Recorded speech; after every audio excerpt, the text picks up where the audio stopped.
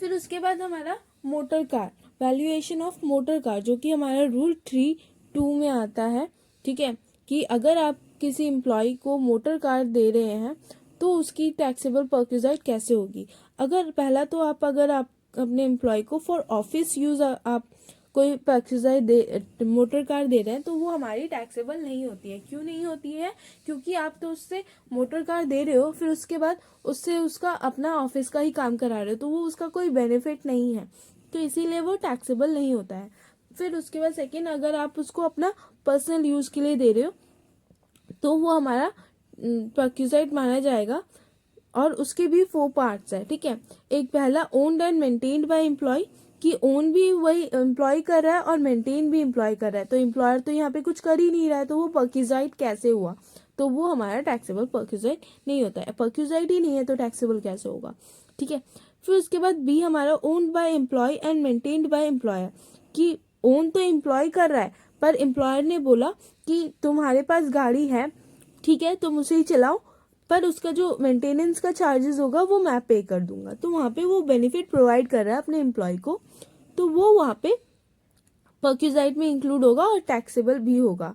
ठीक है, और कितना टैक्सेबल होगा वो हम आगे देखेंगे। ठीक है, फिर उसके बाद owned by employer and maintained by employee, कि एम्प्लॉयर ने बोला मैं तुम्हें गाड़ी दे रहा हूँ, ठीक है, तो गाड़ी सिर्फ गाड़ी दे रहा हूँ, पर तुम्हें उसका खर्चा जो भी आएगा वो सारा तुम्हें खुद करना पड़ेगा। ठीक है, तो यहाँ पे वो बेनिफिट तो दे रहा है ना, गाड़ी तो दे रहा है ना, तो जितना बेनिफिट दे रहा है उतना टैक्सेबल होगा। फिर उसके बाद D owned and maintained by employer, कि एम्प्लॉयर ने गाड़ी दी और उसका मेंटेनेंस का चार्ज भी वो ही उठा रहा है, तो मतलब यहाँ पे उसने पूरी की पूरी बेनिफिट दी है। तो पहले तो हमने देखा कि हमारा जब ओन्ड बाय एम्प्लॉय और मेंटेन्ड बाय एम्प्लॉय होता है वो तब हमारा पूरा निल होता है। फिर उसके बाद हमारा क्या था, हमारा था कि owned by employee and maintained by employer, कि गाड़ी एम्प्लॉय की है पर उसके मेंटेनेंस चार्जेस एम्प्लॉयर दे रहा है, तो वो जो मेंटेनेंस चार्जेस दे रहा है तो वो हमारी टैक्सेबल होगी, है ना। फिर उसके बाद हमारा सी था कि एम्प्लॉयर का गाड़ी है पर मेंटेनेंस चार्जेस कौन भुगत रहा है? एम्प्लॉय भुगत रहा है, तो वहाँ पे एम्प्लॉयर की गाड़ी है, उसकी ओरिजिनल कॉस्ट, उसकी डेप्रिसिएशन जो कि 10% एट ओरिजिनल कॉस्ट लगेगी। ठीक है, अगर उसके बाद फिर अगर कोई एम्प्लॉयर जो है वो अपना ओन्ड नहीं है उसका, ठीक है, हायर करके दे रहा है, तो उसकी जो higher charges, actual higher charges है, वो उसकी टैक्सेबल परक्यूजाइट लगेगी। ठीक है, फिर उसके बाद हमारा केस डी था owned and maintained by employer, कि पूरा का पूरा खर्चा वो कर रहा है, तो मेंटेनेंस हमारा जब मेंटेन्ड बाय एम्प्लॉयर है तो उसकी मेंटेनेंस, और ओन्ड बाय एम्प्लॉयर है तो उसकी डेप्रिसिएशन। ठीक है, और यहाँ पे मेंटेनेंस में हमारी ड्राइवर की सैलरी भी इंक्लूड होगी अगर वो हायर करता है। एम्प्लॉय अगर कोई ड्राइवर हायर करता है तो वो भी हमारी मेंटेनेंस में इंक्लूड होगी यहाँ पे। ठीक है, फिर उसके बाद हमारा थर्ड है कि वो उसको मोटर कार दे रहा है for personal and office use both, कि दोनों के लिए दे रहा है। ठीक है, तो यहाँ पे ऑफिस यूज के लिए है, तो ऑफिस यूज वाले जो काम होगा मोटर कार का वो हमारा नॉन टैक्सेबल होता है ना, और पर्सनल वाला हमारा टैक्सेबल होता है, तो हम यहाँ पे हमें अलग अलग करना पड़ता है। तो पहला तो हमारा है owned and maintained by employee, तो वो तो हमारा निल होता है। ठीक है, ऑफिस यूज का तो पूरा का पूरा निल होता है, और जो हमारा पर्सनल यूज के लिए वो भी हमारा निल होता है वहाँ पे। ठीक है, फिर उसके बाद owned by employer by maintained by employer, तो इसमें क्या था, हमारा पर्सनल यूज वाला था कि उसको मेंटेनेंस कॉस्ट देनी पड़ती है। ठीक है, मेंटेनेंस कॉस्ट देनी पड़ती है, और उसमें क्या होता है कि actual cost minus 1800 per month और 2400 पर मंथ। ये क्या है? देखो, ये जो 1800 पर मंथ है वो हमारा है अगर आपकी जो कार है, मोटर कार आपको जो प्रोवाइड करी जा रही है वो अगर बड़ी कार है, ठीक है, और उसकी जो कैपेसिटी है सबसे ज़्यादा, उसकी कैपेसिटी मतलब उसकी जो कैपेसिटी है वो 1.6 सीसी से ज़्यादा है, तो वो हमारा बड़ी कार में आता है। तो अगर वो बड़ी कार है तो वो हमारी 2400 हमारी पर मंथ हम उसमें माइनस कर देंगे, और किस लिए माइनस करेंगे? हम ऑफिस यूज समझ के हम उसको माइनस कर देंगे। पर अगर वो छोटी कार है तो अगर इससे कम है तो फिर हमारा 1800 पर मंथ का माइनस होगा, ठीक है। फिर उसके बाद हमारा 900 क्या है, ये जो 900 क्या है वो हमारी सैलरी ऑफ ड्राइवर है, ठीक है। वो जो सैलरी हम ये मान के चल रहे हैं, ये जो 900 की सैलरी है, जितनी भी सैलरी है उसमें से जो 900 का अमाउंट है वो हमारा ऑफिस पर्पज़ के लिए यूज़ हुआ है। तो ऑफिस पर्पज़ वाला हमारा परक्यूजाइट हमारा टैक्सेबल नहीं होता है, तो उसको टैक्सेबल परक्यूजाइट के लिए वैल्यू में इंक्लूड नहीं करेंगे, तो वो हम उसको छोड़ देंगे, तो उसको हम माइनस कर रहे हैं, ठीक है। फिर उसके बाद अगर ये हमारा क्या था, अगर एम्प्लॉई ओन कर रहा है मोटर कार और पर उसकी मेंटेनेंस चार्ज कौन पे कर रहा है, वो एम्प्लॉयर इनकर कर रहा है, ठीक है। तो वो हमारा ये होता है, उसमें हमारी एक्चुअल कॉस्ट में से जितनी भी हमारी ऑफिस पर्पज़ के लिए जो मेंटेनेंस कॉस्ट होती है, मेंटेनेंस कॉस्ट की एक्चुअल कॉस्ट में से हमारी ऑफिस पर्पज़ वाली मेंटेनेंस कॉस्ट हम माइनस कर देते हैं। उसके बाद जो बचता है वो हमारा टैक्सेबल परक्यूजाइट माना जाता है, ठीक है। फिर पर यहाँ पे अब देखो, अगर तुम ऑफिस पर्पज़ और पर्सनल पर्पज़ के जो कॉस्ट है वो अलग अलग कर सकते हो, तो आपका जो पर्सनल कॉस्ट होगा, पर्सनल पर्पज़ वाला कॉस्ट होगा, वो आपका टैक्सेबल होगा, ठीक है। तो यहाँ पे अगर आप अलग कर पा रहे हो तो 1800 या फिर 2400 या 900 माइनस नहीं करेंगे, जो एक्चुअली ऑफिस पर्पज़ के लिए कॉस्ट लगा है वो हम माइनस करेंगे, ठीक है। फिर उसके बाद सी है हमारा own by employer but maintained by employee, कि हमारा ओन एम्प्लॉयर कर रहा है पर मेंटेन कौन कर रहा है, हमारा एम्प्लॉय कर रहा है। तो उसमें हमारा क्या होता है, परक्यूजाइट क्या लेते हैं हम, 600 पर मंथ और 900 पर मंथ, कि या तो हम 600 पर मंथ हम ले लेंगे पर या फिर हम 900 पर मंथ उसको ले लेंगे, क्योंकि यहाँ पे जो हो रहा है एम्प्लॉयर सिर्फ ओन कर रहा है, उसकी मेंटेनेंस चार्जेस नहीं ले रहा। और हमने यहाँ पे देखा था कि वो ओन करता है तो हम वो क्या करता है कि उसकी जो मैक्सिमम मतलब उसकी कैपेसिटी, कार ऑफ कैपेसिटी होती है, वो कॉस्ट वो माइनस कर देता है। तो यहाँ पे ओन्ड बाय एम्प्लॉयर है, उसके लिए हमारी 600 पर मंथ और 900 पर मंथ ली जा रही है, क्योंकि जो मेंटेनेंस चार्जेस होते हैं वो क्या होते हैं, वो हमारे ज़्यादा होते हैं, पर ओन्ड बाय एम्प्लॉयर है तो उसके हमारे जो परक्यूजाइट्स हैं वो हमारे कम लगेंगे, इसीलिए वो हमारा कम लगेगा, ठीक है। क्योंकि जो हमारा ओन्ड होता है वो हमारा सालों साल चलना होता है, ठीक है, पर मेंटेनेंस हमारे सिर्फ उसी साल के लिए होते हैं, तो वो इसलिए वो ज़्यादा हो जाता है, ठीक है। जब पर हमारा ओन्ड है उसमें हमें डेप्रिसिएशन लगता है, वो हमारा कम लगता है ना, तो इसीलिए फिर वो फिक्स अमाउंट दे रही है उसकी 600 पर मंथ या 900 पर मंथ। अगर वो बड़ी कार है तो 900 पर मंथ, और अगर वो छोटी कार है तो 600 पर मंथ। फिर उसके बाद हमारा owned and maintained by employer, कि ओन भी एम्प्लॉयर कर रहा है और मेंटेन भी एम्प्लॉयर कर रहा है। तो यहाँ पे देखो डेप्रिसिएशन प्लस मेंटेनेंस चार्जेस दोनों लगेंगे, तो यहाँ पे 1800 पर मंथ या फिर 2400 पर मंथ ले लिया है।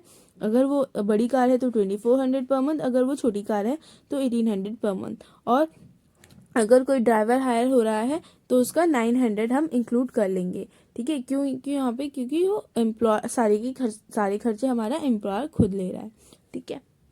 सो अब कुछ क्वेश्चन कर लेते हैं हमारे मोटर कार वाले पे।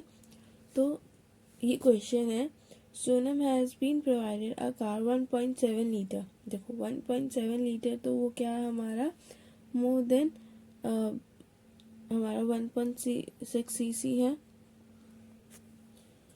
और फिर उसके बाद by his employer Vikas limited, the cost of car to the employer was, cost है कार की एम्प्लॉयर ने खरीदी है तो इतनी है, ठीक है। और maintenance cost incurred by employer 3000 per annum, chauffeur salary paid by the employer 3000 per month. Find value of perquisite for Sonam for the year 2022-23 if the car is used for office purpose, personal purpose, both purpose. तो हमें तीनों के लिए निकालना है। देखो पहला तो ऑफिस पर्पस, तो ऑफिस पर्पस का तो हमारा पूरा परक्यूजाइट नील होता है, ठीक है। फिर पर्सनल पर्पस में यहाँ पे देखो, in case B and C employee is being charged 50,000 per annum for such facility, और उसके साथ तो रिवर्स भी कुछ ले रहा है अपने एम्प्लॉय से, तो वो हम उसको लेस कर देंगे, ठीक है। तो देखो पर्सनल पर्पस में हमारा यहाँ पे क्या है, हमारा एम्प्लॉयर पे कर रहा है मेंटेनेंस भी और डेप्रिसिएशन भी। तो जब पर्सनल पर्पस हम कैलकुलेट करेंगे तो हम डेप्रिसिएशन और मेंटेनेंस दोनों इंक्लूड करेंगे तो डेप्रिसिएशन कितना होगा हमारा कॉस्ट ऑफ कार का 10%, तो 3,50,000 का 10% हमारा हो जाएगा 35,000, ठीक है। और मेंटेनेंस कॉस्ट यहाँ पे कितनी लग रही है 30,000 पर एनम। फिर उसके बाद salary paid to employer 3,000 per month लग रही है, तो ईयर का कितना हो गया 36,000 हो गया, ठीक है। फिर उसका टोटल कर देंगे और उसके बाद रीइम्बर्समेंट हमारा कितना मिल रहा है हमें 15,000 लेस कर देंगे, तो हमारा आ जाएगा कितना, पहले 35,000 प्लस 30,000 प्लस 36,000 प्लस फिर माइनस हमारा 15,000, 86,000 हमारा टैक्सेबल परक्यूसाइट्स आ जाएगा, ठीक है। फिर उसके बाद हमारा केस सी में हमारे बोथ पर्पसेस के लिए होता है, तो बोथ पर्पसेस के लिए हम क्या लेते हैं, owned and maintain by employer में हम क्या करते हैं, हमारे जो उसका कैपेसिटी वाला हम लेते हैं, कैपेसिटी के हिसाब से प्लस उसका अपना ड्राइवर चार्जेस, ठीक है। तो कैपेसिटी यहाँ पे 1.7 लीटर है जो कि 1.6 लीटर से ज़्यादा है, ठीक है। तो यहाँ पे 2400 लेंगे, 2400 प्लस हमारा शॉफर की सैलरी 900 वाला हम लेते हैं, ठीक है। तो 2400 प्लस 900 3,300 लेंगे। अब 3,300 हमारा पर मंथ हो गया। अब उसको डिवाइड इनटू करेंगे हम 12 से, तो हमारा पर ईयर का टैक्सेबल परक्यूसाइट निकल आएगा जो कि हमारा निकलेगा 39,600, ठीक है। तो ऑफ बोथ पर्पस वाला हम यही करते हैं, हम कैपेसिटी देखते हैं, फिर उसके बाद हम ड्राइवर सैलरी हम 900 ही लेते हैं, चाहे जितनी भी उसने पे करी हो, ठीक है। 900 और कैपेसिटी के हिसाब से कार फैसिलिटी की कैपेसिटी के हिसाब से कार की, और प्लस बस उतना ही, ठीक है। वो हमारा टैक्सेबल परक्यूसाइट हो जाता है। फिर उसके बाद नेक्स्ट है हमारा question number 22। Mr. Piyush has been provided a car 1.5 liter on 15/7/2021. The cost of car to the employer was 6 lakh and maintenance cost incurred by employer rupees 20,000 per annum. Chauffeur salary paid by employer Mr. Ratan rupees 4,000 per month. The car is used 40% used for office and 60% for personal use. Charges paid by employee for such facility 5,000 per annum. तो यहाँ पे देखो क्या हो रहा है कि यहाँ पे हमारा कार का अलग परसेंटेज दिया हुआ है और पर्सनल पर्पस का भी 60% अलग दिया हुआ है। पर हमारा क्या होता है कि अगर हमारा जो अलग दिया हुआ है वो या फिर मेंटेन्ड बाय, उसकी इंफॉर्मेशन हमारी एम्प्लॉयर मेंटेन कर रहा हो, या और उसको जो मेंटेन कर रहा है वो फिर उसका सर्टिफाइड, उसने सर्टिफिकेट दे दिया कि हाँ 40% यूज़ हुआ है और 60% पर्सनल यूज़ है, तो हम उसके हिसाब से कैलकुलेशन करते। पर यहाँ पे हमारा कहीं नहीं लिखा है कि ये सर्टिफाइड है, तो हम इसको वैसे कैलकुलेट नहीं करेंगे, जो हमारा होता है वो उसी से करेंगे। देखो हमारा यहाँ पे क्या हो रहा है, मेंटेन एम्प्लॉयर का ओन है, मेंटेन का खर्चा भी हमारा एम्प्लॉयर ही ले रहा है। तो यहाँ पे हमारा own and maintain by employer में हमारा क्या था कि परक्यूसाइट हमारी कितनी होगी, हमारी होगी एक्चुअल कैपेसिटी के हिसाब से उसकी मेंटेनेंस कॉस्ट प्लस उसकी ड्राइवर की सैलरी, वो हमारी owned and maintained by employer में थी, है ना। यहाँ पे हम ऐसा क्यों ले रहे हैं, हम ये सोच के ले रहे हैं कि जो हमारा कैपेसिटी कॉस्ट है, मेंटेनेंस कॉस्ट है, और जो हमारा 900 सैलरी है वो उतना हमारा ड्राइवर की मतलब उतनी हमारी पर्सनल यूज़ की कॉस्ट पड़ी है, ठीक है। तो यहाँ पे देखो क्या करेंगे, हम क्या करेंगे 1800 लेंगे, क्यों, क्योंकि यहाँ पे हमारा 1.5 लीटर से कम है, ठीक है। उसके बाद कितने मंथ्स के लिए 7 को किया है तो 7 8, 9, 10, 11, 12, 1, 2, 3। तो 15 वाला है, 15 7 को क्या है, तो वो तो इंक्लूड नहीं करेंगे, उसके नेक्स्ट मंथ से इंक्लूड करेंगे, है ना। तो 8, 9, 10, 11, 12, 1, 2, 3 कितने मंथ्स हमारे 8 मंथ्स हो गए। तो हमारा ये 8 मंथ के लिए इंटू 8 मंथ प्लस हमारा 900 इंटू 8,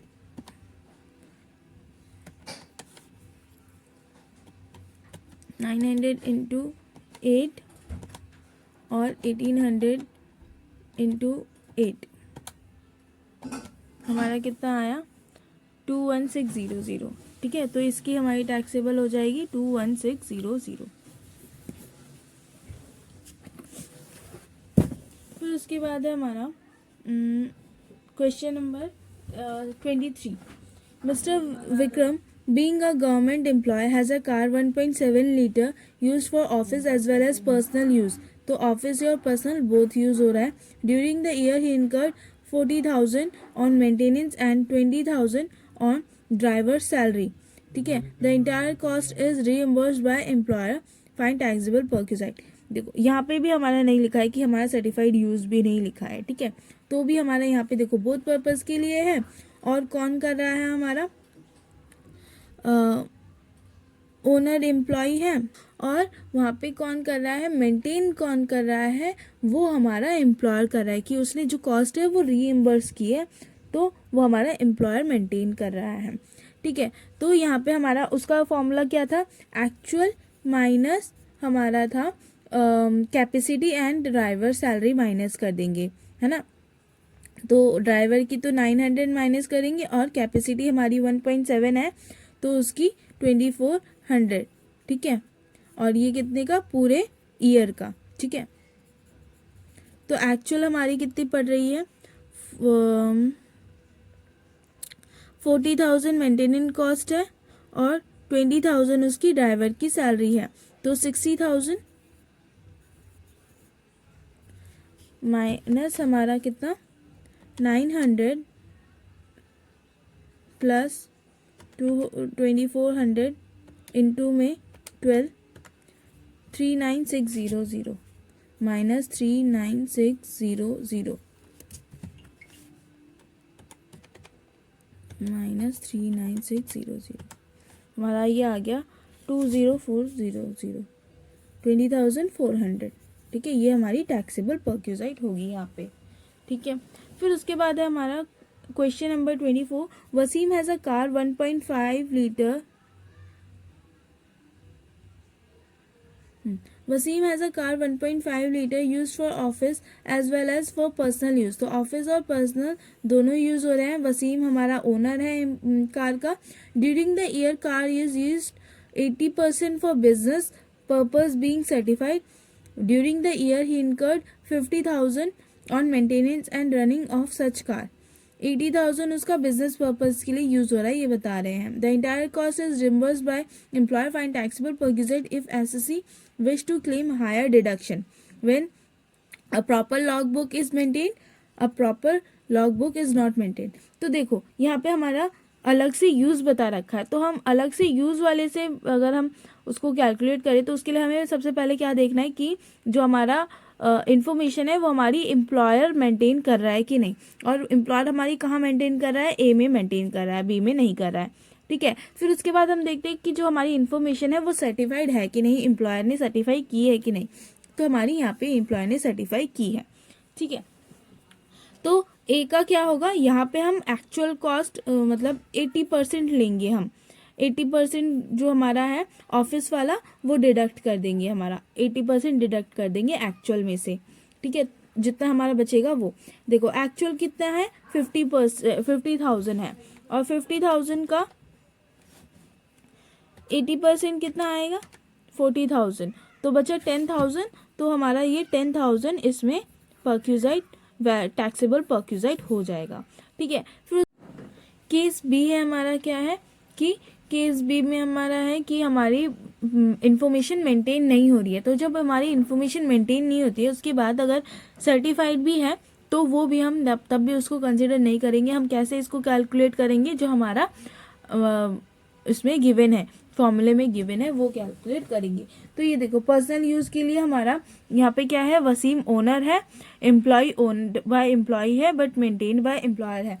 तो उसमें हम क्या करते हैं कि एक्चुअल माइनस हमारी जो हमारी मेंटेनेंस कॉस्ट होती है जो कि हमारी कैपेसिटी प्लस सैलरी ड्राइवर होती है। तो यहाँ पे देखो सैलरी उसने कहीं भी हायर नहीं की है, तो सैलरी का जो 900 है वो हम यहाँ पे नहीं लेंगे। यहाँ पे हम क्या लेंगे, एक्चुअल 50,000 माइनस हमारी कितनी 1.5 लीटर है, तो फिर हमारा 1800 होगा, 1800 फॉर 12 मंथ्स। तो हमारा कितना होगा ये 1800 इंटू 12, 21600, 50,000 माइनस 21600 हमारा आया 28,400 हमारा टैक्सेबल होगा। ठीक है,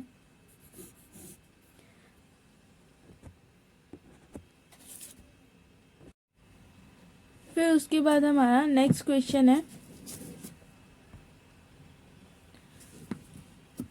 इलस्ट्रेशन 25। तो इसमें हमारा क्या है, Amit is provided with 2 cars. तो अमित को प्रोवाइड की जा रही है 2 कार। तो हमारे यहाँ पे ओनर कौन है, एम्प्लॉयर है। To be used officially and personal works by his employer Raj. The following information is available from the employer's record for computing taxable value of perk assuming car 1 is excessively used by Amit. तो car 1 जो है वो हमारी पूरी की पूरी personal use हो रही है। ठीक है, जो कार 1 है पूरी पर्सनल यूज़ हो रही है। तो हमारी जो पर्सनल यूज़ की पूरी जो अमाउंट हो गई वो हमारी टैक्सेबल होगी, है ना। तो यहाँ पे कॉस्ट ऑफ कार हमारे 6 लाख है। Running and maintenance born by the company. यहाँ पे देखो जो हमारा मेंटेनेंस कॉस्ट कौन मेंटेन्ड बाय एम्प्लॉयर है, मेंटेन भी एम्प्लॉयर कर रहा है। ठीक है, तो 6 लाख का 40,000 मेंटेनेंस कॉस्ट और 24,000 हमारी सैलरी ऑफ ड्राइवर है। ठीक है, तो पहले कार 1 की टैक्सेबल परक्यूसाइट कैलकुलेट कर लेते हैं। तो इसका हम क्या लेंगे, पहले 6,000 10% लेंगे हम डेप्रिसिएशन 60,000। ठीक है, फिर उसके बाद मेंटेन हमारी पूरी आ जाएगी और ये भी हमारी पूरी अमाउंट आ जाएगी। तो कितना हुआ ये प्लस 4080 240 124,800 1,24,800। तो हमारी ये कार 1 की टैक्सेबल आ गई। फिर उसके बाद कार 2 की टैक्सेबल इसमें ऐड होगी। तो कार 2 हमारा क्या है, कॉस्ट ऑफ द कार हमारी 10% है। फिर उसके बाद मेंटेनेंस हमारी मेंटेन इतनी हो रही है और हमारी सैलरी की ड्राइवर भी हमारी 24,000 है। पर यहाँ पे देखो ये हमारा क्या है, बोथ पर्पस के लिए है। तो जब हमारा बोथ पर्पस में हमारा owned and maintained by employer होता है तब हम क्या करते हैं, कैपेसिटी अमाउंट प्लस हमारी मेंटेनेंस की कैपेसिटी के हिसाब से मेंटेनेंस कॉस्ट ऐड करते हैं हमारी, जिसमें हमारी 900 हमारी ड्राइवर की सैलरी हम ऐड करते हैं, है ना। तो यहाँ पे हमारी हमें गिवन नहीं है क्या कैपेसिटी है, तो हम ये अज्यूम कर रहे हैं कि हमारी जो कार है वो छोटी कार है, तभी तो उसको 2 कार दी जा रही है ना। तो छोटी कार करके अज्यूम कर रहे हैं हम 1800 प्लस 900 इंटू 12 मंथ्स। तो हमारा 32400 ये हमारी कार 2 की टैक्सेबल हो जाएगी, प्लस हमारी 32400 जो कि हमारी कार 2 की टैक्सेबल है। इसमें हम प्लस कर देंगे 12480 157,200 ये हमारी टोटल टैक्सेबल हो जाएगी अंडर हेड परक्यूसाइट्स। ठीक है, फिर उसके बाद हमारा नेक्स्ट क्वेश्चन है, mister Vijay manager has been provided the following car facilities. Car की फैसिलिटीज़ प्रोवाइड हो रही है उसको, कार परक्यूसाइट प्रोवाइड हो रहा है। तो किससे, एम्प्लॉयर से। तो हमारा ओन्ड बाय कितनी कार उसको मिल रही है, कार ए, कार बी, कार सी। ठीक है, और उसके बाद ओन्ड बाय तो उसको 3 कार मिल रही है, जो कि हमारी तीनों ही कार हमारी ओनर कौन है, एम्प्लॉयर ओनर है, ठीक है। यूज फॉर हमारी कार ए बी हमारी ऑफिस और पर्सनल यूज़ दोनों के लिए यूज़ हो रही है, और हमारी कार सी है जो है हमारी पर्सनल यूज़ के लिए हो रही है, ठीक है। कॉस्ट ऑफ कार हमारी क्या है, 3 lakh, 5 lakh, 2 lakh. Maintenance expenditure incurred by employer, employer क्या इंकर कर रहा है, 50,000, 60,000 एंड 40,000 हमारी यहाँ पे कौन इंकर कर रहा है, एम्प्लॉय इंकर कर रहा है। फिर कैपेसिटी कितनी है, 1.8 है, 1.4 है, 1.6 है, ठीक है। फिर उसके बाद हमें टैक्सेबल वैल्यू निकालनी है। केस 1 है हमारा, केस ए है हमारा, mister Vijay hold 70% equity share capital and 30% preference share of capital Kishan limited and his wife holds 13% equity share capital of the same company. Assume his total salary during the year other than perquisite is 40,000।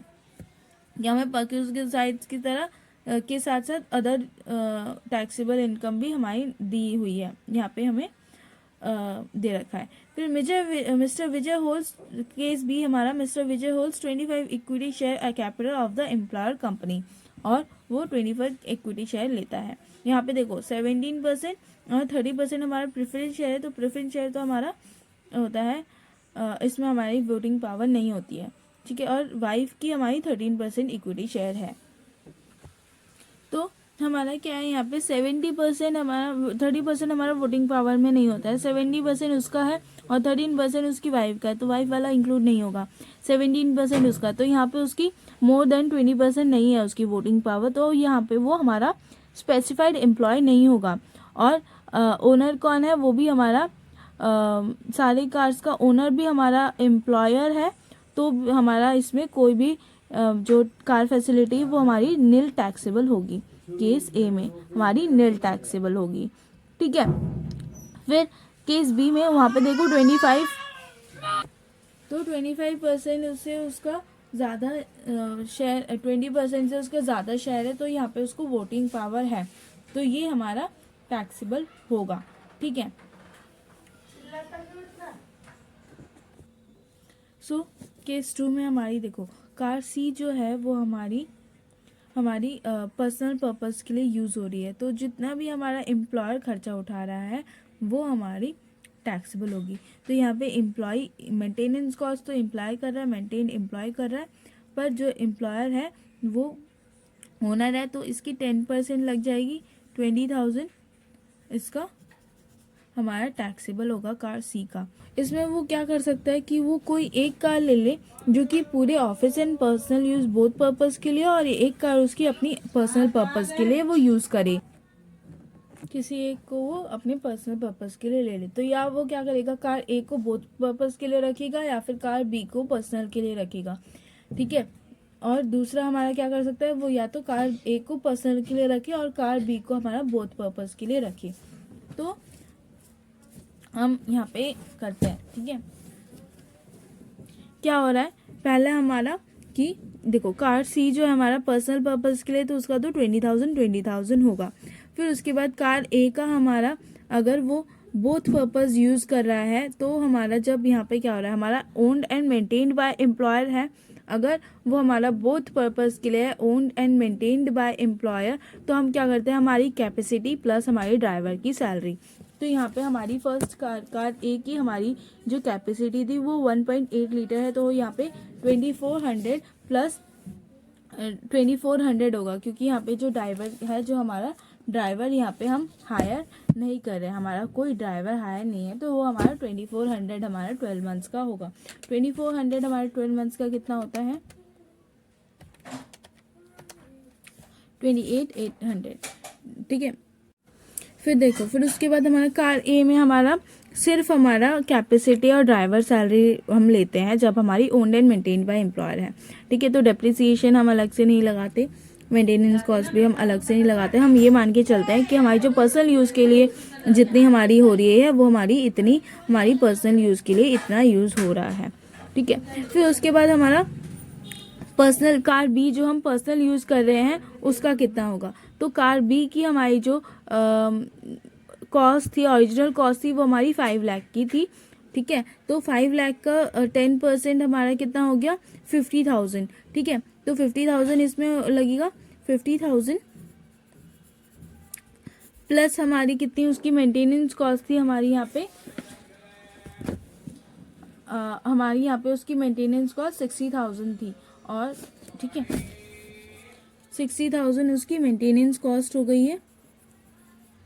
तो ये हमारा हो गया 1,10,000, ठीक है। फिर उसके बाद हमारा कार सी का 20,000, और फिर उसके बाद ये हमारा केस 1 का था। केस 1 का टोटल हमारा यहाँ पे कितना आएगा 28,800 प्लस 1,10,000 प्लस 20,000 158,800। तो ये हमारा केस 1 का अगर टैक्सेबल होगा, केस 1 अगर वो ऑप्ट कर रहा है तो इतना टैक्सेबल होगा। फिर उसके बाद केस 2 का, तो केस 2 में देखो हमारा कार ए क्या है, वो पर्सनल यूज़ के लिए यूज़ कर रहा है, तो उसका जो ओरिजिनल कॉस्ट होगा वो हमारा होगा, हमारी 3 लाख ओरिजिनल कॉस्ट थी, उसका 10% हमारा कितना हो गया 30,000 हो गया, प्लस उसमें हमारी मेंटेनेंस कॉस्ट कितना बियर कर रहा था हमारा एम्प्लॉयर 50,000, तो हमारा कितना हो गया ये 80,000 हो गया, ठीक है। फिर उसके बाद कार बी में हमारा जो है उसको हम बोथ पर्पस के लिए यूज़ कर रहे हैं, तो इसमें हम क्या करते हैं, हम कैपेसिटी देखते हैं और ड्राइवर सैलरी देखते हैं। ड्राइवर यहाँ पे हमने हायर नहीं किया तो वो इंक्लूड नहीं करेंगे, और यहाँ पे उसकी कैपेसिटी, कार बी की कैपेसिटी कितनी थी 1.4 लीटर, तो 1.4 लीटर थी, तो 1800 हम उसको लेंगे, तो 1800 इंटू 12 हमारा 21,600 आया। कार बी का हमारा टैक्सेबल 21,600 आया, और कार सी का हमारा 20,000, तो 80,000 हमारा 1 लाख हो गया, 1,21,600 हमारा ऑप्शन 2 अगर वो ऑप्ट कर रहा है तो। अब इसमें से कम जो होगा वही ऑप्ट करेगा, हमारा ऐसे से हमारा जो एम्प्लॉई है वही ऑप्ट करेगा, तो हमारा 121,600 हमारा ये टैक्सेबल हो जाएगा, ठीक है, टैक्सेबल परक्यूजाइट हो जाएगा। फिर उसके बाद है हमारा valuation of other than motor car. तो valuation of other than motor car में होता है, देखो ऑफिस यूज तो हमारा एग्जेम्प्ट होता है ना, हमने मोटर कार वाले में देख लिया। अगर आप मोटर कार के अलावा कुछ और अगर प्रोवाइड कर रहे हैं अपने एम्प्लॉय को, तो वो हमारा परक्यूजाइट में इंक्लूड होगा। कौन सा वाला, पर्सनल पर्पस और बोथ पर्पस। ऑफिस पर्पस हमारे एग्जेम्प्टेड होते हैं, नील होते हैं, ठीक है। तो पर्सनल पर्पस के लिए क्या होगा कि पहला तो हमारा देखो, अगर वो owned by and maintained by employee होता है तो वो तो हमारा नील होता है, वो हमारा एग्जेम्प्टेड होता है, ठीक है। पर वो अगर owned and maintained by employer है, मेंटेन भी एम्प्लॉयर कर रहा है, ओन्ड भी एम्प्लॉयर कर रहा है, तो वो हमारा क्या है कि पर्सनल यूज के लिए क्या होगा, वो क्या करेगा, डेप्रिसिएशन चार्ज करेगा और मेंटेनेंस चार्ज करेगा, है ना। तो मेंटेनेंस हमारा होता है और डेप्रिसिएशन हमारा क्या है 10% ऑफ ओरिजिनल कॉस्ट का 10%, है ना। फिर उसके बाद हमारा बोथ के लिए वो क्या करेगा, बोथ के लिए अगर owned and maintained by employer है तो वहाँ पे कुछ रीजनेबल प्रोपोर्शन ले लेगा, वो किस चीज़ का, अपने डेप्रिसिएशन का रीजनेबल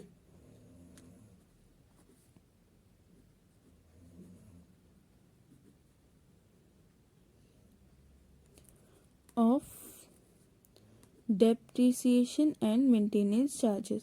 यहाँ पे अगर वो निकाल सकता है तो वो तो निकाल लेगा, पर अगर वो नहीं निकाल सकता तो कुछ रीजनेबल प्रोपोर्शन वो ले लेगा, ठीक है।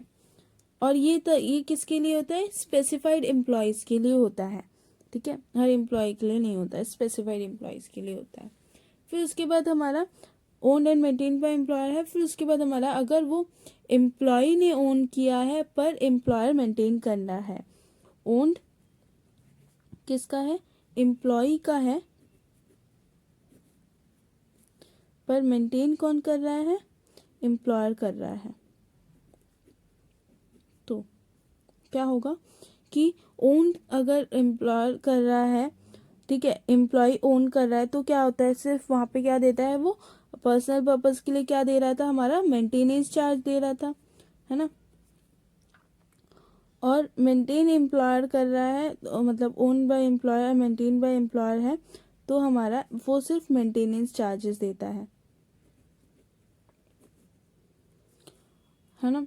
और उसके बाद पर्सनल बोथ पर्पस के लिए वो क्या करेगा कि क्या था हमारा कि वो क्या कर रहा था, मेंटेनेंस चार्जेस दे रहा था, एक्चुअल एक्सपेंस जो भी इनकर हो रहा था वो एक्चुअल मेंटेनेंस चार्जेस दे रहा था, माइनस उसमें से क्या कर रहा था 900 वो हमारी ड्राइवर की सैलरी में से माइनस कर रहा था। यहाँ पे जो था maintain by employee but maintained by employer में क्या था कि वो एक्चुअल कॉस्ट दे रहा है, और यहाँ पे हमारी गाड़ी की कैपेसिटी देखी जा रही थी और माइनस कर रहे थे हम ड्राइवर की सैलरी। तो यहाँ पे कैपेसिटी नहीं देखी जाती है क्योंकि गाड़ी थोड़ी है जो कैपेसिटी देखेंगे, कुछ और चीज़ प्रोवाइड कर रहा है। तो यहाँ पे एक्चुअल माइनस हमारा ड्राइवर सैलरी होता है। ठीक है, फिर उसके बाद है हमारा maintained by employee and owned by employee, कि ओन भी एम्प्लॉय कर रहा है, मेंटेन भी एम्प्लॉय कर रहा है। तो यहाँ पे तो कोई एम्प्लॉयर कोई बेनिफिट दे ही नहीं रहा है एम्प्लॉय को, तो वो हमारी नील होगी, कोई टैक्सेबल परक्यूजाइट नहीं है यहाँ पे, तो टैक्सेबल भी नहीं होगी। ठीक है, फिर उसके बाद है हमारा valuation of perquisites of free domestic servants. अगर कोई डोमेस्टिक सर्वेंट प्रोवाइड कर रहा है, हमारा जो एम्प्लॉयर है वो अपने एम्प्लॉय को डोमेस्टिक सर्वेंट प्रोवाइड कर रहा है, तो क्या टैक्सेबल होगी। तो हमारी क्या टैक्सेबल होगी, जो हमारी एक्चुअल कॉस्ट लग रही है वो हमारी पूरी की पूरी टैक्सेबल परक्यूजाइट मानी जाएगी।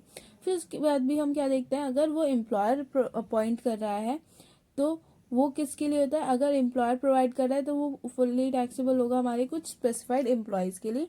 अपॉइंटेड बाय एम्प्लॉय है, अगर एम्प्लॉय अपॉइंट कर रहा है सर्वेंट को तो वो ऑल एम्प्लॉयज़ के लिए है। ठीक है, फिर उसके बाद हमारा गैस, इलेक्ट्रिसिटी और water facility rule under 3-4 rule है हमारा 3-4। हमारा डोमेस्टिक सर्वेंट वाला रूल था हमारा 3-3 था, मोटर कार वाला हमारा 3-2 था, और रेंट फ्री अकोमोडेशन हमारा 3-1 था रूल। ठीक है, तो गैस, इलेक्ट्रिसिटी और वाटर फैसिलिटी अगर हमारा एम्प्लॉयर किसी एम्प्लॉय को प्रोवाइड कर रहा है तो उसकी क्या टैक्सेबल परक्यूजाइट वैल्यू मानी जाएगी। ठीक है, इसमें 3 केसेस है कि जो एम्प्लॉयर है वो अपने खुद के सोर्स से प्रोवाइड कर रहा है, या फिर वो किसी एजेंसी से लेके प्रोवाइड कर रहा है। ठीक है, तो क्या होगा। ठीक है, तो अगर वो खुद के सोर्स से प्रोवाइड कर रहा है तो उसकी जो मैन्युफैक्चरिंग कॉस्ट हो रही है, मतलब जो उसको संभालने के लिए उसको कॉस्ट पड़ रही है, वो हमारा फुल्ली टैक्सेबल होगा। ठीक है, चाहे वो एम्प्लॉय दे रहा हो या एम्प्लॉयर दे रहा हो। ठीक है, फिर उसके बाद फ्रॉम एजेंसी, अगर वो किसी एजेंसी से लेके कर रहा है तो उसने जो एजेंसी को प्राइस पे किया है उसके लिए वो हमारा टैक्सेबल होगा। ठीक है, पूरा का पूरा प्राइस टैक्सेबल होगा। और किसके लिए मतलब टैक्सेबल होता है, अगर वो एम्प्लॉय के नाम पे है।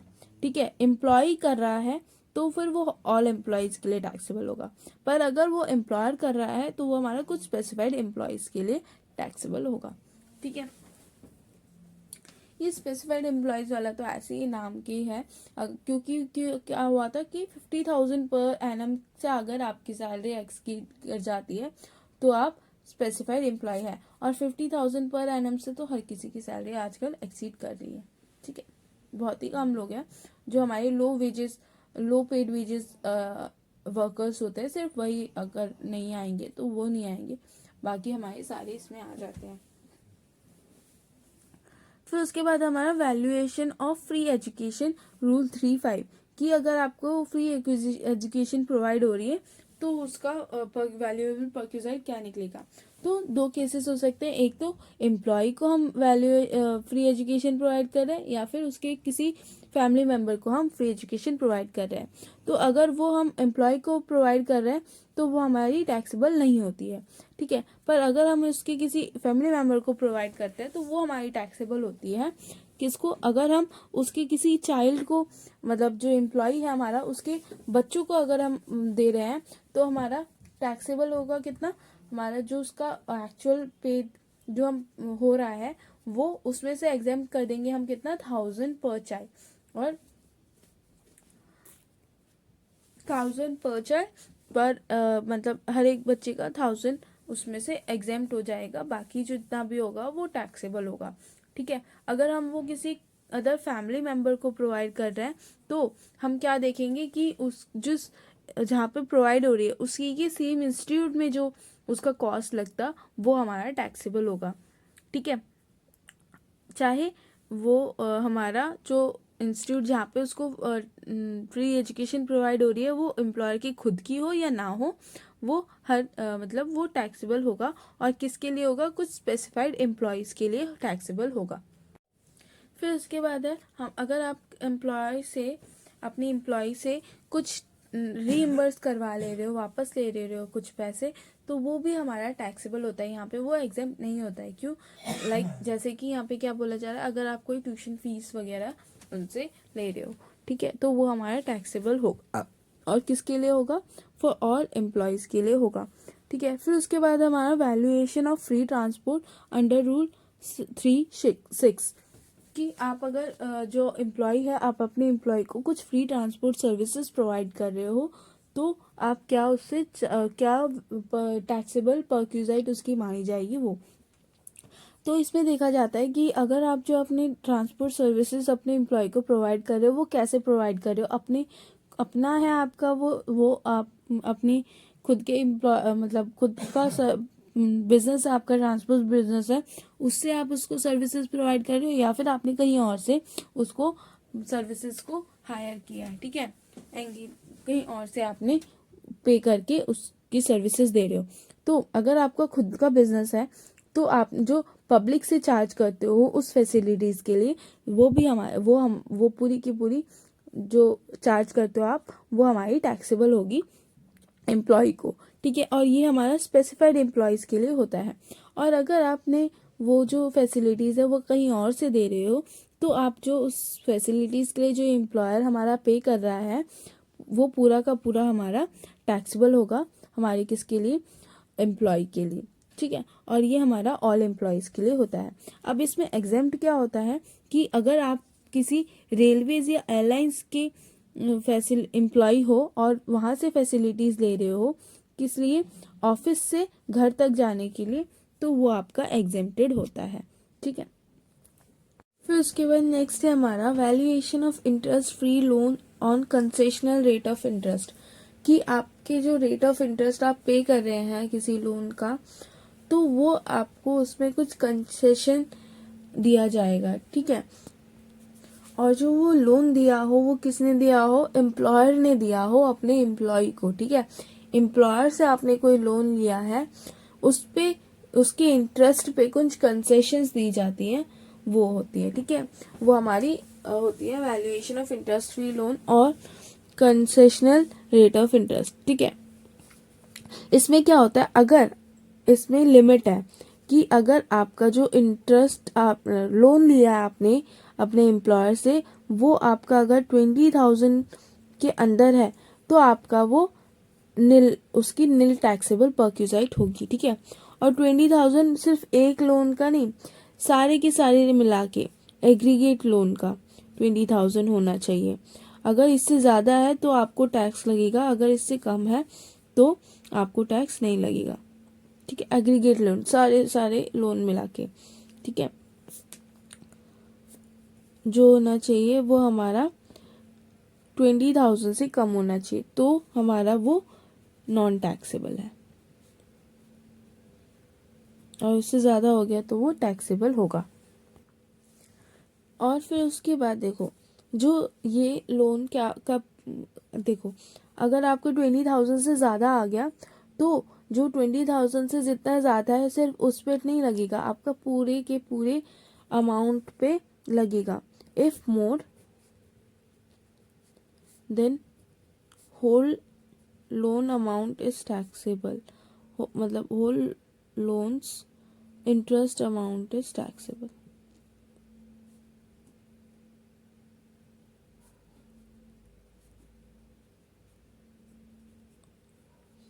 ठीक है। फिर उसके बाद ये कब कब कैलकुलेट होता है? At the end of the month, हर महीने की एंड पे। ठीक है।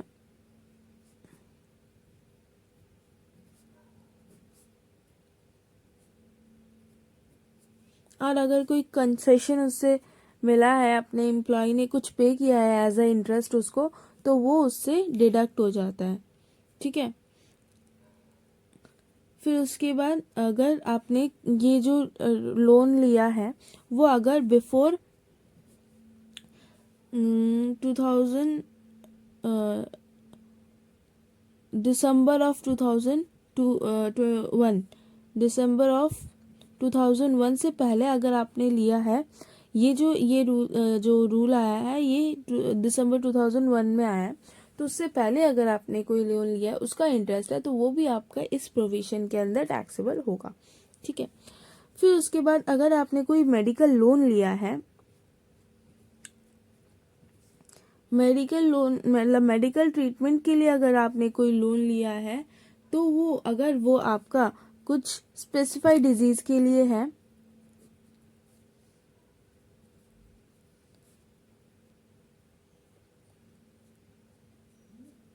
जो कि रूल 31 में लिखा हुआ है, तो आपका वो एग्जेम्प्टेड होगा। अगर रूल 31 में नहीं लिखा है आपके उस ट्रीटमेंट का डिजीज, तो आपका वो टैक्सेबल होगा। और अगर नहीं लिखा है, अगर लिखा है तो वो आपका नॉन टैक्सेबल होगा। ठीक है। और इसमें भी अगर आपका 20,000 से ज़्यादा हो गया तो आपका टैक्सेबल होगा, और उससे ज़्यादा मतलब 20,000 से कम है तो आपका नॉन टैक्सेबल होगा। और फिर अगर आपको कुछ ही अमाउंट इंश्योरेंस कंपनी से मिल जाता है तो वो उसमें से इसमें उस टैक्सेबल अमाउंट में से लेस हो जाएगा। ठीक है। और ये जो मेडिकल लोन है वो हर किसी का देखते, चाहे आपका एम्प्लॉय हो या फिर उसके एम्प्लॉय के किसी फैमिली मेम्बर का हो, तो वो भी हमारा मेडिकल लोन यहाँ पे इंक्लूड होगा। ठीक है। अब उसके बाद है आपका travelling, touring, holiday, home expense on holiday, rule 37 second. ठीक है। तो इसमें क्या होता है, कुछ केसेस होते हैं। ठीक है। पहला केस, अगर आप देखो, अगर आपका जो एम्प्लॉयर है आपको हॉलीडे के लिए, टूर के लिए आपको फैसिलिटी प्रोवाइड कर रहा है, तो वो हमारा इस पर्क्यूजाइट में आता है। ठीक है। पहला, वो किस लिए प्रोवाइड कर सकता है, ऑफिस यूज के लिए कर सकता है, और दूसरा वो आपके पर्सनल यूज के लिए कर सकता है। तो हमने देखा कि ऑफिस यूज पर्क्यूजाइट्स तो होते हैं वो हमारे नॉन टैक्सेबल होते हैं, तो जो पर्सनल यूज पर्क्यूजाइट्स होते हैं वो हमारे टैक्सेबल होते हैं। तो कुछ केसेस है इसमें। पहला कि अगर आपका जो एम्प्लॉयर है उसका खुद का बिजनेस है ऐसा जो कि ट्रैवलिंग बिजनेस है, तो फिर आपका जो आपको अगर कुछ टूरिंग ट्रैवलिंग फैसिलिटीज मिल रही तो वो आपका नॉन टैक्सेबल होगा। ठीक है, पर्सनल यूज वाले। और फिर केस सेकेंड है, अगर आपका ऐसा कोई बिजनेस नहीं है तो आपकी अमाउंट टैक्सेबल होगी, क्योंकि यहाँ पे उसका खुद का बिजनेस था तो नॉन टैक्सेबल था, पर यहाँ पे खुद का बिजनेस नहीं है तो यहाँ पे टैक्सेबल होगा। और क्या अमाउंट टैक्सेबल होगा कि अगर आपने जो वो फैसिलिटी प्रोवाइड की है वो अगर आप कहीं और से लेते, एम्प्लॉय को कहीं और से लेना पड़ता है, या फिर आप कोई से एजेंट हायर करके उसको देते, तो फिर वो उसकी जो कितनी कॉस्ट लगती वो हमारी टैक्सेबल होगी। फिर केस 3 है हमारा, अगर देखो आप तो गए, आपका एम्प्लॉय जो था आपने उसको ऑफिस पर्पस के लिए भेजा, पर उसके साथ उसका एक कोई फैमिली मेंबर गया था, तो वो तो ऑफिस पर्पस के लिए नहीं गया ना, वो तो अपना वेकेशन मनाने गया, तो वो हमारा टैक्सेबल होगा। और क्या अमाउंट टैक्सेबल होगा कि जितना एक्सपेंस हमने फैमिली मेंबर पे किया है वो अमाउंट हमारा टैक्सेबल होगा। ठीक है। फिर उसके बाद केस 4 है हमारा कि अगर एक्सटेंडेड वेकेशन की एक्सटेंड कर दिया है उसने। ठीक है, पहले वो ऑफिस टूर के लिए गया था, फिर उसके बाद उसने उसको एक्सटेंड करके वेकेशन बना लिया, तो भी हमारा टैक्सेबल होगा। और कितना अमाउंट टैक्सेबल होगा, जो एक्सपेंसेस उसको एक्सटेंडेड वेकेशन पे लगी है वो अमाउंट हमारा टैक्सेबल होगा। ठीक है। फिर केस 5 है, अगर कोई और केस है, इन चारों केसेस में से कोई और केसेस आ गया तो हमारा टैक्सेबल होगा। कितना अमाउंट टैक्सेबल होगा, जो भी एक्सपेंस उसने इनकर किया है उसके लिए वो हमारा टैक्सेबल होगा। ठीक है। अब फिर इसमें जो अगर हमारी कुछ अमाउंट हम चार्ज कर रहे हैं हमारे एम्प्लॉय से, तो वो हमारा मतलब उसमें से डिडक्ट हो जाएगा, अपने टैक्सेबल ग्रॉस टैक्सेबल वैल्यू से डिडक्ट हो जाएगा। ठीक है। और इसमें एक चीज है जो इंक्लूड नहीं होती है, वो हमारा है लीव ट्रैवल कंसेशन। अब लीव ट्रैवल कंसेशन क्या होता है वो हम आगे पढ़ेंगे। ठीक है। फिर उसके बाद है हमारा valuation of free meals, rule 37 in under section 3rd। ठीक है। रूल 3(7) क्लॉज 3rd क्लॉज है, ठीक है। अगर आपको कुछ फ्री मील्स दी जा रही है तो उसका क्या टैक्सेबल परक्यूजाइट्स होगा। तो अगर आपको फ्री रिफ्रेशमेंट लाइट रिफ्रेशमेंट्स मिल रहे हैं कि जैसे टी हो गया, स्नैक हो गया, ठीक है, कोई भी बेवरेज हो गया, नॉन अल्कोहलिक बेवरेज हो गया, तो वो आपका नील होता है, ठीक है। और इसमें ये ओवर टाइम आवर्स भी इंक्लूड होते हैं, office hours plus over time hours include होता है, ठीक है। फिर उसके बाद आपका फ्री मील्स क्या है कि अगर आपको फ्री मील्स प्रोवाइड कर रहा है तो अगर वो आपका फ्री मील्स है किसी रिमोट एरिया या फिर ऑफशोर इंस्टॉलेशन एरिया में है तो वो आपका नील होगा, ठीक है। और अगर आपका जो वो फ्री मील प्रोवाइड करा जा रहा है इन ऑफिस आवर्स तो इसमें भी ऑफिस आवर्स वाला, ठीक है। और ऑफिस आवर्स में प्रोवाइड किया जा रहा है कहाँ पे, एट बिजनेस प्रेमिसाइज पे, किसी बिजनेस प्रेमिसाइज पे, और या फिर थ्रू पेड वाउचर्स, किसी पेड वाउचर्स के जरिए दिया जा रहा है, तो आपका जो पर मील का एक्सपेंस है वो आपका ₹50 आपका एग्जेम्प्ट होता है, ठीक है। ₹50 एग्जेम्प्ट होता है, और उससे ज़्यादा अगर आप करोगे तो वो आपका टैक्सेबल होगा। जैसे कि अगर आपको ₹90 चार्ज किया जाता है पर मील का, तो आपका जो ₹50 है वो एग्जेम्प्ट हो जाएगा, बचे आपके 40 रुपीज़, तो वो आपका टैक्सेबल होगा, ठीक है। फिर उसके बाद है अगर एनी अदर केसेस, कोई और अदर केस हो गया तो आपका क्या होगा, तो आपका जो एक्चुअल अमाउंट आपको पे करना पड़ रहा है, जो एक्चुअल अमाउंट आपका एम्प्लॉयर का खर्चा पड़ रहा है, एक्चुअल कॉस्ट, वो आपकी टैक्सेबल होगी, ठीक है। और इसमें हम क्या लेस कर देते हैं, जो आपको अपने एम्प्लॉय जो पार्ट जितना अमाउंट एम्प्लॉय पे कर रहा है इस परक्यूजाइट के लिए, वो आपका इसमें से डिडक्ट हो जाएगा, ठीक है। फिर उसके बाद है हमारा वैल्यूएशन ऑफ गिफ्ट वाउचर और token given by employer under rule number 3(7) clause, ठीक है। तो इसमें बोला है कि अगर कोई एम्प्लॉय अपने एम्प्लॉयर से, मतलब कोई एम्प्लॉयर अगर अपने एम्प्लॉय को गिफ्ट वाउचर या टोकन देता है तो उसकी टैक्सेबल वैल्यूएशन कैसे करेंगे। अगर देखो कोई, ये हमारा जो है ये हमारा ऑल एम्प्लॉयज़ के लिए है, फॉर ऑल एम्प्लॉयज़, ठीक है, फॉर ऑल एम्प्लॉयज़ के लिए है। अगर वो कोई टोकन या फिर गिफ्ट वाउचर दे सके जिससे वो जो एम्प्लॉय है वो उसका बेनिफिट ले सके, ठीक है। तो इसमें होता है एग्जेम्प्ट होता है 5,000 तक। अगर जो आपकी गिफ्ट वाउचर और टोकन की वैल्यू है वो मतलब जितने भी गिफ्ट वाउचर टोकन दिए सबका मिला के प्रीवियस ईयर में 5,000 तक अमाउंट बनता है, अगर 5,000 रुपीज़ तक बनता है तो वो आपका एग्जेम्प्ट है।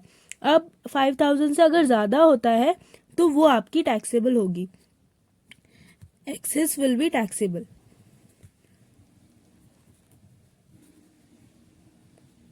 ठीक है। अगर आपका 10,000 का आपका वाउचर कूपन और टोकन है तो आपकी जो पहले ही 5,000 होगी वो आपकी एग्जेम्प्ट हो जाएगी, बाकी की जो 5,000 बचे वो उस पर टैक्स लगेगा, ठीक है। अगर 8,000 की है तो 5,000 एग्जेम्प्ट होगी, 3,000 पे आपका टैक्स कटेगा, ठीक है, वो आपकी टैक्सेबल होगी। और इसमें अगर कैश आइटम्स हैं, अगर जो गिफ्ट वाउचर या टोकन आप इन कैश, मतलब अगर आप कैश में दे रहे हो, मनी में दे रहे हो, आपको जो गिफ्ट वाउचर टोकन अगर कोई मनी में दे रहे हो या फिर उसको मनी में कन्वर्ट कराया जा सकता है तो वो आपका यहाँ पे मतलब वो फिर एग्जेम्प्ट नहीं होगा। कैश आइटम और convertible in money will not be exempted. वो जो 5,000 वाला एग्जेम्प्ट था तो वो हमारा एग्जेम्प्ट नहीं होगा,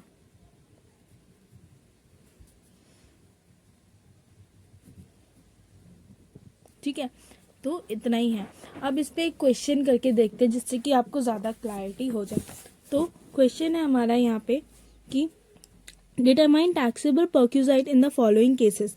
miss Shraddha received a wrist watch of 3000 on 17/7/2021 and a golden chain worth 12,000 on 8/8/2021 from her employer Mr. Raju. Mr. Raju से उसको मिला 2021 में और 2021 में, तो मतलब प्रीवियस ईयर का है। टैक्सेबल कब होगा ये?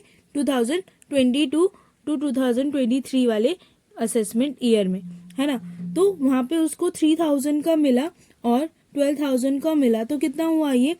12,000, 3,000, 15,000। इसमें से हमारा जो 5,000 है वो एग्जेम्प्ट हो जाएगा, तो हमारे कितने बचे? 15,000 माइनस 5,000, हमारा 10,000 बचा। तो वो जो 10,000 परक्यूजाइट है वो हमारा टैक्सेबल होगा श्रद्धा के हाथ में, ठीक है। फिर उसके बाद miss rakhi received 11,000 cash gift from her employer Deepu limited.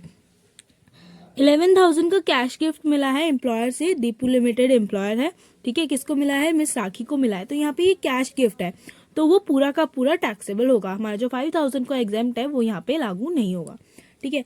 फिर उसके बाद हमारा miss Aniruddha is working with X and co and partnership firm during the year the employer from gifted a diamond ring worth 80,000 to wife of mister Aniruddha. तो mister Aniruddha को 80,000 मिला है, ठीक है। मिस्टर अनिरुद्धा की वाइफ को 80,000 मिला है, जो कि हमारे एक्स एंड को पार्टनरशिप फर्म में काम करते थे। एम्प्लॉयर ने दिया गिफ्ट, तो वो हमारा परक्यूजाइट में आएगा। और कितना दिया? 80,000 दिया है।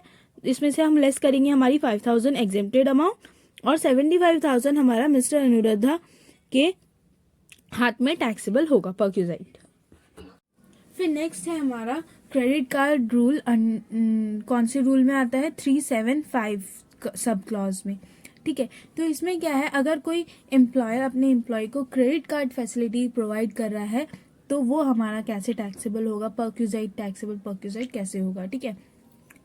तो यहाँ पे क्या है कि कौन से केसेस है? पहला केस है कि वो जो क्रेडिट कार्ड फैसिलिटी दे रही है उसका यूज जो है पूरा ऑफिस पर्पस के लिए है, ठीक है। और फिर किस लिए? कुछ इस पे कुछ स्पेसिफाइड कंडीशंस होती है। वो कंडीशन क्या है जो हमने अभी क्वेश्चन में, मोटर कार वाले क्वेश्चन में पढ़ा था कि अगर आप ऑफिस पर्पस वाला, हम क्या देखते हैं कि अगर उसमें हमारे एम्प्लॉयर ने इंफॉर्मेशन मेंटेन करके रखी है और वो ऑफिस पर्पस वाले अमाउंट को, पार्ट को सर्टिफाई कर रहा है कि इतना सर्टिफाइड अमाउंट है हमारा ऑफिस पर्पस वाला, कि वो इन्फॉर्मेशन रिकॉर्ड कर रही है अच्छे से, और दूसरा फिर उसके बाद रिकॉर्ड होने के बाद वो सर्टिफाई भी कर दे रही है उसको, तो वो हमारा ऑफिस पर्पस माना जाएगा, ठीक है। तो ये स्पेसिफाइड कंडीशन हमारी, अगर ऐसा हो रहा है ऑफिस पर्पस के लिए और स्पेसिफाइड कंडीशन भी फुलफिल हो रही है तो वो हमारा नील टैक्सेबल होगा, ठीक है। फिर उसके बाद अगर कोई एक्सपेंसेस है जो कि कौन से एक्सपेंसेस? मेंबरशिप और एनुअल फीस के एक्सपेंसेस जो इनकर कर रहा है हमारा एम्प्लॉय या फिर उसका कोई फैमिली मेंबर, तो और उसकी जो चार्ज लग रही है वो किस पे लग रही है? उस क्रेडिट कार्ड पे लग रही है जो कि एम्प्लॉयर ने प्रोवाइड की है। तो उस पे जो भी अमाउंट एम्प्लॉयर ने इनकर किया है उसका खर्चा जो एम्प्लॉयर दे रहा है, देखो चार्ज किसने की है? क्रेडिट कार्ड पे चार्ज हुई है, और उसका खर्चा किसने मतलब कौन दे रहा है? एम्प्लॉय दे रहा है, ठीक है। अब वो खर्चे में अगर कोई एम्प्लॉयर का जो जितना अमाउंट उसने पे कर दिया, एम्प्लॉयर ने पे करा है, वो उसका टैक्सेबल होगा, ठीक है। जो अमाउंट एम्प्लॉयर पे कर रहा है वो टैक्सेबल होगा, और जो अमाउंट एम्प्लॉय पे कर रहा है वो उसमें से डिडक्ट हो जाएगा। या फिर तो ऐसे होगा कि पूरा का पूरा अमाउंट एम्प्लॉयर पे कर रहा है तो वो हमारा पूरा टैक्सेबल होगा। अगर कुछ अमाउंट एम्प्लॉय पे कर रहा है और कुछ अमाउंट एम्प्लॉयर पे कर रहा है, तो टोटल में से जो एम्प्लॉय पे कर रहा है वो माइनस होकर जितना बचेगा एम्प्लॉयर पे कर रहा होगा वो, और वो टैक्सेबल होगा, ठीक है। या फिर ऐसा हो सकता है कि पूरा का पूरा एम्प्लॉय पे कर रहा है, उसमें से बाद में एम्प्लॉयर जो है वो कुछ रीइंबर्समेंट दे रहा है एम्प्लॉय को, तो जो रीइंबर्समेंट वाला एम्प्लॉयर जो रीइंबर्स कर रहा है वो हमारा टैक्सेबल होगा, ठीक है। फिर उसके बाद है हमारा क्लब एक्सपेंडिचर। क्लब एक्सपेंडिचर हमारा किस में आता है? ये हमारा आता है रूल 376 सब क्लॉज में, ठीक है। 376 6 सब क्लॉज में आता है। ये हमारा सेम है, हमारा जो हमारा क्रेडिट कार्ड फैसिलिटी था उसकी तरह ही थोड़ा सेम है। ठीक है, पहला जो इसमें है वो भी हमारा ऑफिस पर्पस के लिए हो, वो हमारा क्लब एक्सपेंडिचर, क्लब फैसिलिटीज कोई दे रहा है हमारा एम्प्लॉयर अपने एम्प्लॉय को, तो वो अगर वो पूरा होली ऑफिस पर्पस के लिए और वो स्पेसिफाइड कंडीशन फुलफिल कर रहा है कि उस एक्सपेंसेस का नेचर और इन्फॉर्मेशन सारी वो हमारा एम्प्लॉयर मेंटेन कर रहा है और उसको सर्टिफाई कर रहा है, तो वो हमारा निल होगा। फिर उसके बाद सेकंड केस है कि जो हमारी ये जो क्लब एक्सपेंडिचर फैसिलिटी है वो पूरा का पूरा हर एम्प्लॉयज के लिए, हर एम्प्लॉय को दी जा रही है, तो भी हमारा वो निल होगा। ठीक है, फिर उसके बाद यहाँ पे थर्ड केस है कि एम्प्लॉयर ऑब्टेन कॉर्पोरेट मेंबरशिप, कि एम्प्लॉयर ने अपने लिए कॉर्पोरेट मेंबरशिप ली थी जो कि उसने अपने एम्प्लॉय को दे दी। ठीक है, मेंबरशिप ली और फिर उसको एम्प्लॉय को दे दी, और उसको कौन यूज कर रहा है, एम्प्लॉय खुद यूज कर रहा है या फिर उसका कोई फैमिली मेंबर यूज कर रहा है। ठीक है, और including the amount of annual और पीरियोडिकल फी, कि उसमें एनुअल और पीरियोडिकल फी भी उसमें इंक्लूड है। ठीक है, तो वो हमारी टैक्सेबल होगी किसके हाथ में, हमारी एम्प्लॉय के हाथ में। और कितना अमाउंट टैक्सेबल होगा, जितना भी अमाउंट हमारा एम्प्लॉयर पे कर रहा है। देखो क्या केसेस हो सकते हैं कि पहला केस तो हमारा पूरा का पूरा अमाउंट हमारा एम्प्लॉयर पे कर रहा है, तो वो पूरा का पूरा हमारा टैक्सेबल हो जाएगा। और दूसरा केसेस कि वो कुछ भी एम्प्लॉयर हमारा कुछ भी पे नहीं कर रहा है, तो वो हमारा नॉन टैक्सेबल होगा, क्योंकि एम्प्लॉयर पे नहीं कर रहा है तो फिर वो हमारी परक्यूजाइट ही नहीं हुई, और परक्यूजाइट नहीं हुई तो टैक्सेबल परक्यूजाइट कैसे होगी।